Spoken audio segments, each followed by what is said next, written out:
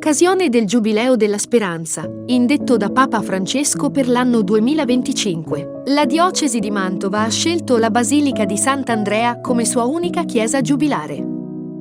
Sotto il motto "Ogni tua speranza è il sangue di Cristo", la diocesi offre ai fedeli, durante questo anno santo, l'opportunità di vedere e venerare la reliquia del preziosissimo sangue, custodita da 1200 anni nella cripta della concattedrale.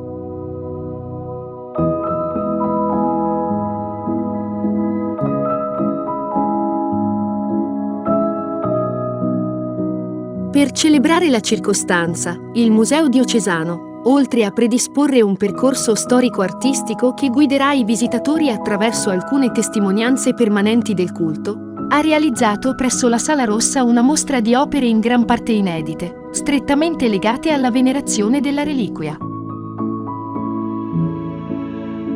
Tra i pezzi esposti spicca la cassa, rivestita in velluto e argento, che conservava i sacri vasi prima dell'esposizione giubilare.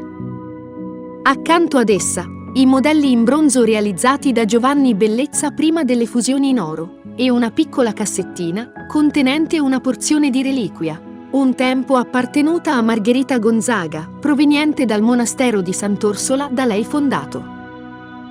La mostra include anche preziosi codici miniati contenenti i vespri e il formulario per la messa celebrata ogni 12 di marzo.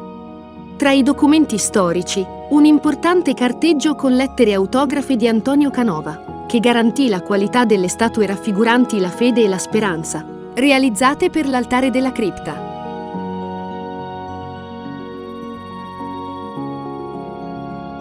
Un pezzo eccezionale in mostra è la porzione del preziosissimo, racchiusa in un ciondolo in cristallo e oro, appartenuto al duca di Mantova Vincenzo Gonzaga e indossato durante le sue spedizioni militari contro i turchi in Ungheria.